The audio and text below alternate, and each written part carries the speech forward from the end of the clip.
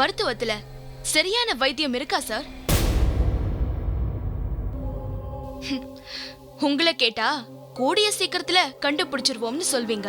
எங்க அம்மாவை கேட்டா சில விஷயங்களுக்கும் கேள்விகளுக்கும் பதில் கிடையாதுன்னு சொல்வாங்க. ஆனா அந்த பதில் வேணும்னு நான் நினைக்கிறேன் சார். அது கிடைக்கிற வரைக்கும் நான் விட மாட்டேன். அப்போ நீ செய்ய வேண்டியது ஒரே ஒரு விஷயம்தான். என்ன டாக்டர்?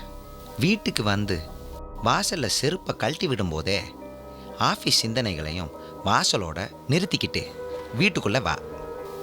புரியல டாக்டர். வீட்டுக்கு வந்து ஓலைச்சுவடியை பற்றி சிந்திக்காத. அம்மாவுக்கு ஹெல்ப்பா ஏதாவது வேலை செய். அப்பாவோட சந்தோஷமா பேசி சிரி. என் பர்சனல் ரூம் தான் சார் என்னோட ரிசர்ச் லேப். என்னோட வேலைகளும் சரி, என் வாழ்க்கையும் சரி, ஒன்னோட ஒண்ணு பின்னப்பட்டிருக்கு சார். அப்புறம் அந்த ஓலைச்சுவடின்னு சொன்னீங்களே, அது என்னோட உயிர் மூச்சு சார். அது என்னால விட முடியாது. இனிமே நான் சொல்றதுக்கு ஒன்றும் இல்லைம்மா. நீ தான் முடிவு பண்ணும்.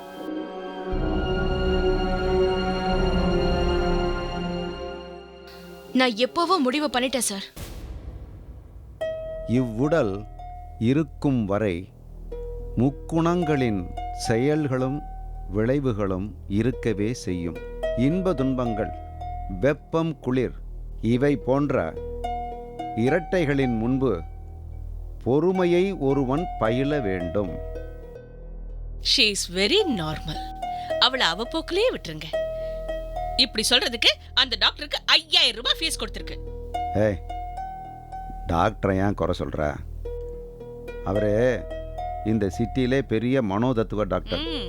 5000 ரூபாய் ஃபீஸ் வாங்குறவரு பெரிய டாக்டராக்கும். வாங்கின ஃபீஸுக்கு வக்கனையா நம்ம பொண்ணுக்கு ட்ரீட்மெண்ட் கொடுத்திருந்தாருன்னா அது நியாயம். அவர் தான் சரவுக்கு ஒண்ணுமில்லைன்னு சொல்லிட்டார்ல. ஏன் சொல்ல மாட்டாரு? ஒரு நாள், ஒரே ஒரு நாள் அவர் நம்ம வீட்டுல வந்து தங்க சொல்லுங்க. நம்ம பொண்ணு நம்மள படுத்துற பாட்டையெல்லாம் பார்த்தா அப்ப புரியும் அவருக்கு அவ உடம்புல என்ன இருக்குன்னு. நீ தாண்டி பைத்தியத்தனமா அவளுக்கு பேய் பிடிச்சிருக்கு, பிசாசு பிடிச்சிருக்குன்னு கேவலப்படுத்திக்கிட்டு இருக்க. இல்லங்க, நம்ம பக்கத்து வீட்டு செங்கமலம் இல்லங்க, அவ போன மாசம் தூக்கு போட்டு செத்து போயிட்டா. அவளோட ஆவிதான் நம்ம பொண்ணு பிடிச்சிருக்குன்னு நினைக்கிறேன். பாவமுடி, அவ கடன் தொல்லை பொறுக்க முடியாம தூக்கு போட்டு செத்தா. அவ ஏண்டி நம்ம சரோ உடம்புல வந்து நுழைய போறா? நானும் அவளுக்கு 10000 ரூபாய் கடன் கொடுத்துருக்கேன்ல, அதை கேட்கறதுக்காக தான் அவ வீட்டுக்கு போய் நான் சத்தம் போட்டேன். நான் சத்தம் போட்ட 4வது நாள் அவ தூக்கு போட்டு செத்து போயிட்டா. அதனால என்ன பழி வாங்குறதுக்காக தான் நம்ம பொண்ணு உடம்புல ஆவியா வந்து புகுந்திருக்கா. நம்ம 2 பேரும் இங்க இருக்கோம்னு வச்சுக்கோங்க, சரோ அங்க இருக்கான்னு வச்சுக்கோங்க, உங்களை விட்டுருவா. என்ன மட்டும் முறைச்சி முறைச்சி பாப்பா. சரோ என்னன்னா தன்னை காதம்பரின்னு சொல்றா. நீ என்னடான்னா அவளை செங்கமலம்ங்கிற. அவ தன்னை ஒரு அவதாரம்னு சொல்றா. நீ என்னடான்னா ஆவிங்கிற. இந்த பாரு, முதல்ல உன்னை தான் கூட்டு போய் அந்த மனோ தத்துவ டாக்டர்கிட்ட காமிக்கணும். என்ன டாக்டர்கிட்ட கூட்டு போறதெல்லாம் இருக்கட்டும், உங்க பொண்ணு காத்தாள்புரம் கிளம்பிட்டு இருக்கா. அவளை தடுத்து நிறுத்த போறீங்களா இல்லையா? தடுக்க போறதில்ல. தடுக்க முடியாதா? அதுவும் உண்மைதான். என்னையே அம்மா இல்லைன்னு சொன்னவ நீங்க போய் அவளை கேட்டு உங்களை அப்பா இல்லைன்னு சொல்லிட்டா. எங்க இப்ப வெளியூர் கிளம்பி போறாள, போறவ அங்கிருந்து 2 பேரை கூட்டிட்டு வந்து இவங்க தான் என் அப்பா, இவங்க தான் என் அம்மான்னு சொல்லி அவங்க கூடவே கிளம்பி காத்தாள்புரம் போயிட்டான்னா அப்புறம் நம்ம நிலைமை என்னங்க? வேண்டாம், அவ ஊருக்கு போக கூடாது. அவ போறது எனக்கு பிடிக்கல. ஏண்டி, நீ சொல்ற கதைக்கு ஒரு எல்லையே இல்லையா? சரோ என்ன சின்ன பாப்பாவா? அவ போக்கிலே விட்டுரு. இப்போதைக்கு அதான் நல்லது. இல்லைங்க, இந்த வீட்ல ஏதோ கெட்ட சக்தியோட நடமாட்டம் அதிகமா இருக்கு. டேய் வாடா இங்க. என்ன நீ பாட்டுக்கு வந்த திரும்பி போற? இல்ல, கெட்ட சக்தியோட நடமாட்டம் இருக்குன்னு சொன்னியே, நம்மள தான் சொல்றியோன்னு போயிட்டேன். நாசமா போச்சு. உன்னை ஏண்டா நான் சொல்ல போறேன்? கெட்ட சக்தியோட நடமாட்டம் இருக்குன்னு சொன்னல, நான் தானே நடமாடிக்கிட்டு இருக்கேன். அதான் லைட்டா அப்செட் ஆயிட்டேன். உன் தங்கச்சி காத்தாள்புரம் கிளம்பிட்டு இருக்காடா, அவளை எப்படியா தடுத்து நிறுத்தணும்டா. நீ ஒன்றும் கவலைப்படாத சித்தி, நான் போய் பார்த்து பேசிட்டு வரேன். பேசுறியா? டேய், அவ மனச மாத்தாம வந்துடாதடா. நான் பாத்துக்கிறேன் சித்தி, நீ கவலைப்படாம இரு. என் பொண்ணு மனச மாத்திருவா.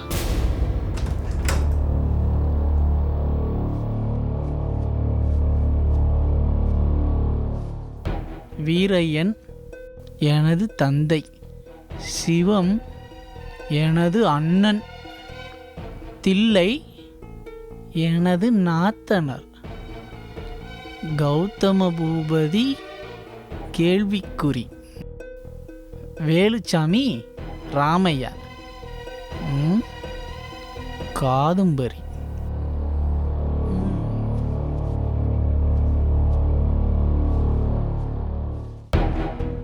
என்ன சரோ, ரூமை க்ளீனாக வச்சிருக்க? குப்பையெல்லாம் தூக்கி போட்டியா? சரோ, என்ன ஊரை விட்டே கிளம்பிட்டியா? பிரச்சனை அவ்வளோ பெருசாக மாறிடுச்சா என்ன? கடுப்பேத்தாத. அம்மா உளறி தொலைக்கிறாங்கன்னா நீ ஊதி பெருசாக்குற. சரோ, ஒன்றுமே இல்லாத விஷயத்த உன் பிடிவாதத்தால் நீ தான் பெருசாக்கிக்கிற. யாரு? நானா? ஒண்ணுமே இல்லாத விஷயத்த அம்மா தான் பெருசாக்குறாங்க. எனக்கு கோவம் வருது. சரோ, இங்க பார், நியாயமா பார்த்தா அம்மா தான் கோவப்படணும். ஏன்னா நீ அன்னைக்கு நடந்துக்கிட்டது அப்படி. அப்படி நான் என்ன நடந்துக்கிட்டேன்?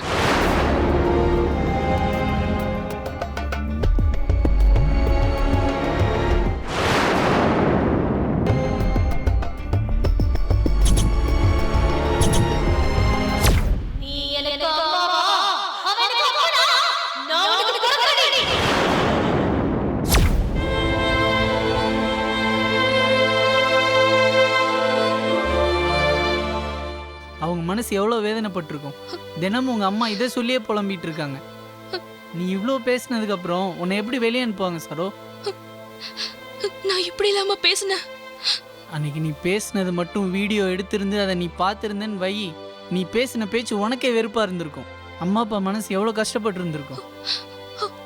அம்மா அப்பாவே இல்லைன்னு நான் சொன்னேனா? நான் உங்களுக்கு பிறக்கவே இல்லைன்னு நீ சொன்ன.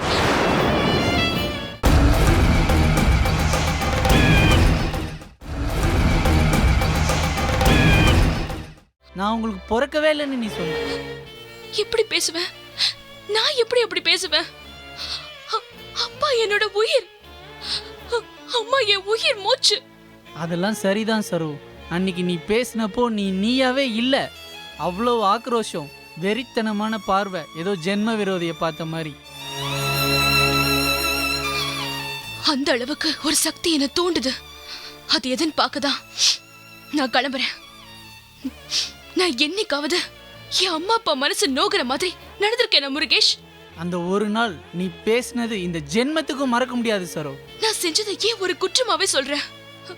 நான் அப்படி பேசியிருந்தா அது நான் சுயநினைவோட பேசின பேச்சு இல்ல. நான் என் அம்மா அப்பா மேல உயிரையே வச்சிருக்கேன் முருகேஷ்.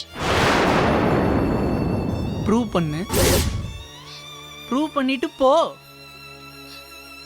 உன் மேல நீ உயிரே வச்சிருக்கன்றத அவங்க நம்பணும்னா அதை நீ ப்ரூவ் பண்ணிட்டு போ. புரியல முருகேஷ், நான் என்ன செய்யணும்? போ, போய் அவங்க கால்ல விழு. எனக்கு என்ன கஷ்டம் முருகேஷ்? அம்மா அப்பா கால்ல விழுறது புண்ணியம் தான். ஆனா சொல்லு சரோ. காத்தாள் போறோம், நான் போய் ஆகணும். ஆனா அங்க போக கூடாதுன்னு சொல்லுவாங்களே. எதுக்கு போறன்றத அவங்களுக்கு தெளிவா புரிய வை. 200 வருஷத்துக்கு முன்னாடி நான் பிறந்தது உண்மையா? என் இறுதி காலம் எப்படி முடிஞ்சதுன்னு நான் கண்டுபிடிக்க போறேன். இத்தனை நாள் பூமிக்குள்ள என்ன இருக்குன்னு தோண்டிட்டு இருந்த, இப்போ உனக்குள்ள என்ன இருக்குன்னு தோண்ட கிளம்பிட்ட, அப்படிதானே? ஆமா, எனக்குள்ள ஒரு அமானுஷ்ய குரல், நான் தான் நீ, நீ தான் நான் சொல்லிக்கிட்டே இருக்கு. சில நேரத்துல எனக்கு வெளிய அசரீரியாவும் அந்த குரல் கேட்டுக்கிட்டே இருக்கு.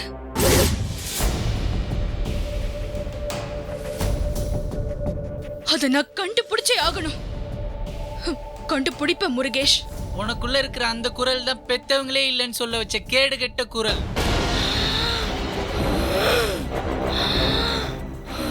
கேடு கெட்ட சக்தி.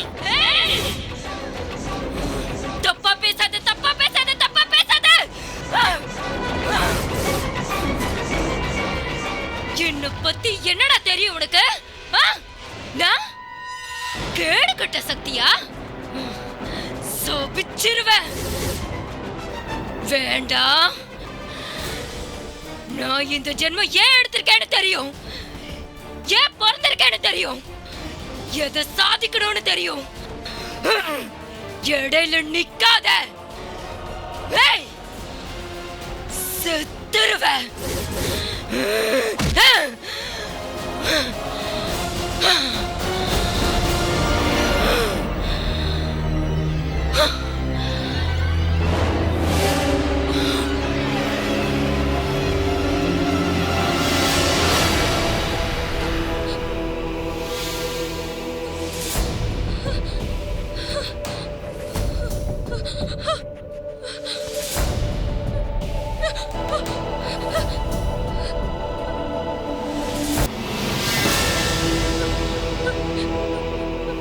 முருகேஷ்,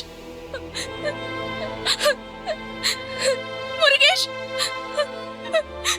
எனக்கு என்ன நடந்துச்சு முருகேஷ்? நான் என்ன பண்ணேன்? சரோ, நீ ஒரு ஆர்கியாலஜிஸ்ட், அறிவுபூர்வமான வேலையில் இருக்க ஒரு பொறுப்பான ஆபீசர், பொறுப்பான குடும்பத்துல பிறந்த ஒரு பொண்ணு. இத முதல்ல உன் மனசுல நீ ஏத்திக்கோ. நீ சரோ, அவ்வளவுதான். அதுக்கப்புறமா நீ நினைக்கிறதெல்லாம் நடக்கும் சரோ.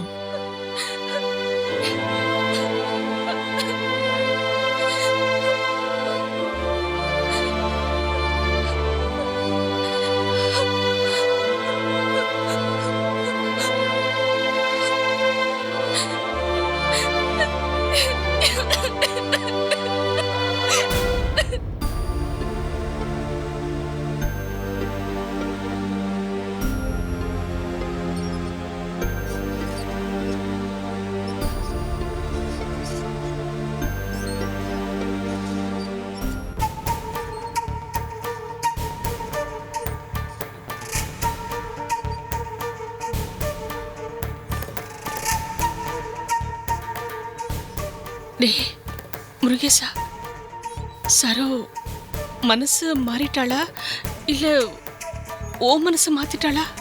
எனக்கு என்ன சொல்றதுன்னே தெரியல சித்தி. சரோ தான் எடுத்த முடிவுல இருந்து என்னைக்கு மாறி இருக்கா? உங்களையே அப்பா அம்மா இல்லைன்னு சொன்னவ இன்னும் என்னென்னத்தை சொல்ல போறாளோ. அம்மா, அம்மா, she is coming. ஐயோ, வந்துரு வந்துரு, வாடா சீக்கிரம் வா, வாடா.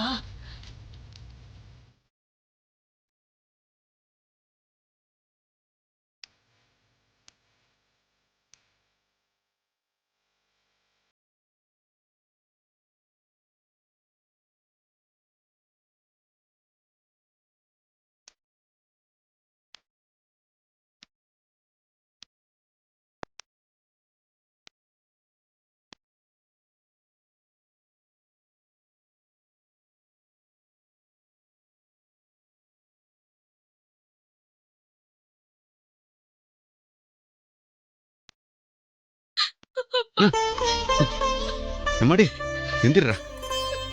என்னடா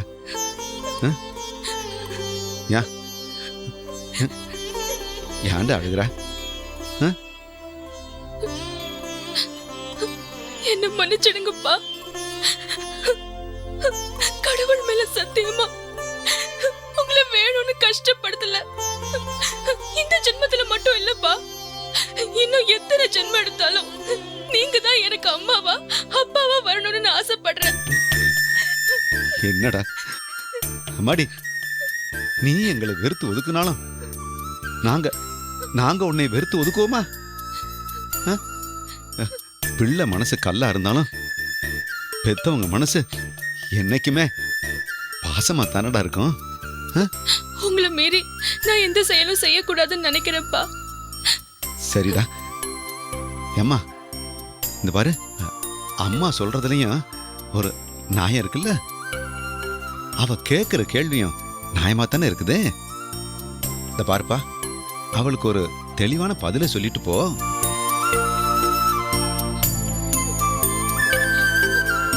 ஆன்மா, ஆவி, பேய், பிசாசு, உயிர், இதெல்லாம் ஒண்ணுதானா? இல்ல வேற வேற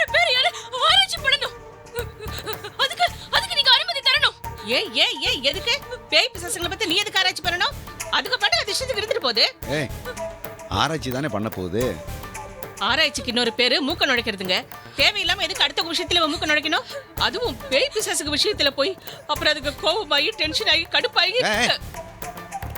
பேய் பிசாசு இருக்குதான்னு தானே பார்க்க போறீங்குது. என்ன வீட்டுக்கா கூட்டு வரீங்குது? இதுக்கு எதுக்கு காத்தாள்புரம் போனோம்? பேய் பிசாசுங்க இருக்கா இல்லையான்னு தெரியணும், அவ்வளவுதானே. இருக்கு, அவ்வளவு. ஏன் உங்க பொண்ணு உடம்புலயே இருக்கு. ஆண்டி, பெத்த பொண்ணை பார்த்து பேசுற பேச்சாது?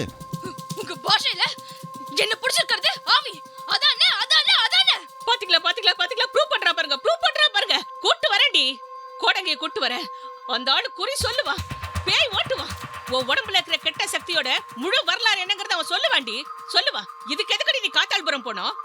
அம்மா, திரும்ப திரும்ப கோடாங்கி பேய்னு நீ பேசிட்டு இருக்க.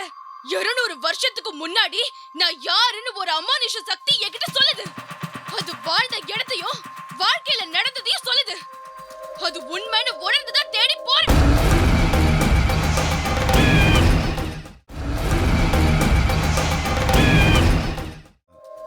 சரிம்மா, சரி. இந்த பாரு, உலகத்துல பேய் நம்பிக்கை இருக்கிறது உண்மைதான். ஏண்டா அதுக்காக அதை தேடி நீ ஏன்டா போகணும்? என்னப்பா? அப்பா, எல்லாத்தையும் நம்ப சொல்லுது மதம். எல்லாத்தையும் சந்தேகிக்க சொல்லுது அறிவியல். மதம் நம்ப சொல்லுது, அறிவியல் ஆராய சொல்லுது.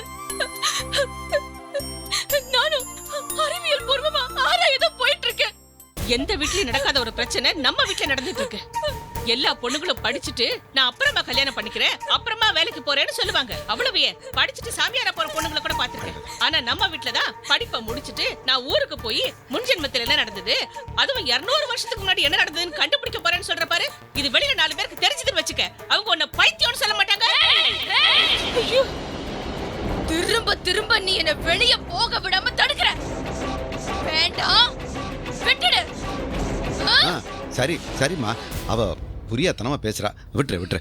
இந்த பாரு, சரி இந்த பாரு, கொஞ்சம் யோசிச்சு பாரு. அம்மா சொல்றது மாதிரி இந்த வீட்டில் எல்லாமே ஒரு புதிராவே நடந்துகிட்டு இருக்கு. அதுக்கு தீர்வு உங்ககிட்ட தான் இருக்கு. அப்பா, நான் என்ன சொல்லணும்னு எதிர்பார்க்கறீங்க? இந்த பாருப்பா, இந்த பாரு, மகளுக்கு பெத்தவங்க செய்யற கடமைகளுக்கு குறுக்க நிக்காம இருக்கணும். ஏண்டா செய்வியா? நான் உன் அப்பா தானே, நீ என் பொண்ணு தானடா. அப்பா, நீங்க அப்பா தான். சரிடா. அப்புறம் என்ன? வா வா போலாம். வாடா. யாரு என்ன சொன்னாலும் அப்பா உன் விருப்பப்படி தானே நடப்பேன். அது தெரியாத உனக்கு? நல்லா யோசிச்சு பாரு சரோ. பெற்றவங்களோட எதிர்பார்ப்பு நியாயமானது தானே? அவங்களோட எந்த எதிர்பார்ப்பை நீ செஞ்சிருக்க? உன்னோட எதிர்பார்ப்புகளை உடனே உடனே பூர்த்தி செஞ்சவங்களுக்கு இது ஒன்று தானே அவங்க ஆசைப்படுற விஷயமா இருக்கு. அதுக்கு பிறகு ஏன் லைஃப் ஒரு எல்லைக்குள்ளேயே முடங்கி போயிடுமோன்னு பயப்படுற முருகேஷ். முடங்கி போயிடுமா? சமுதாயத்தில் சாரி சொசைட்டின்னு சொன்னாதான் இப்போ எல்லாருக்கும் புரியுது. சொசைட்டியில் 2 கல்யாணம் 3 கல்யாணம் பண்ணவங்களாம் சாதிக்கல. 2 கல்யாணம் 3 கல்யாணம் செஞ்சது அவங்களோட சாதனையா இருக்க முடியும். வேற என்ன அவங்களால சாதிக்க முடியும்? என்ன சரோ இப்படி இருக்க? இந்த காலத்துலலாம் இருக்கிற பொண்ணுங்க அவங்க அப்பா அம்மா கிட்ட போய் வெளிப்படையா கல்யாணம் பண்ணி வைக்கிறே இல்லை நானே கல்யாணம் பண்ணிக்கிட்டுமான்னு கேட்குறாங்க. நீ என்னடானா வளர்ந்து குழந்தை மாதிரியே பேசிக்கிட்டு இருக்க. இப்ப நான் என்ன செய்யணும்னு நீ சொல்ற? வெளிப்படையா பேசு. உனக்கு ஃபுல் சப்போர்ட்டா இருக்கிற ஒருத்தர் தான் கணவரா வரணும்னு அவங்க கிட்ட தெளிவா கேளு. ஏற்கனவே 2 மாப்பிள்ளைங்க நிச்சயதார்த்தம் வரைக்கும் வந்து அதுக்கப்புறம் எனக்கு இந்த கல்யாணமே வேண்டாம், விட்டுரு. மீனை வெறுக்கிற கொக்கு எங்கேயா இருக்கா சரோ? அப்படி வெறுத்தா கொக்கு மனசுலதான் கோளாறு இருக்குன்னு அர்த்தம். கொக்கு மீன்னு லூஸ் மாதிரி பேசாத முருகேஷ். கல்யாணங்கிறது ஒருத்தரோட தனிப்பட்ட விருப்பு வெறுப்பு சம்பந்தப்பட்ட விஷயம். லட்சியவாதிகளுக்கு கல்யாணங்கிறது 2வது பட்சம்தான். உனக்கு என்ன லட்சியம் இருக்குங்கிற? இப்போ 200 வருஷத்துக்கு முன்னாடி நீ வாழ்ந்தது உண்மையா இல்லையான்னு தெரியணும், அதானே?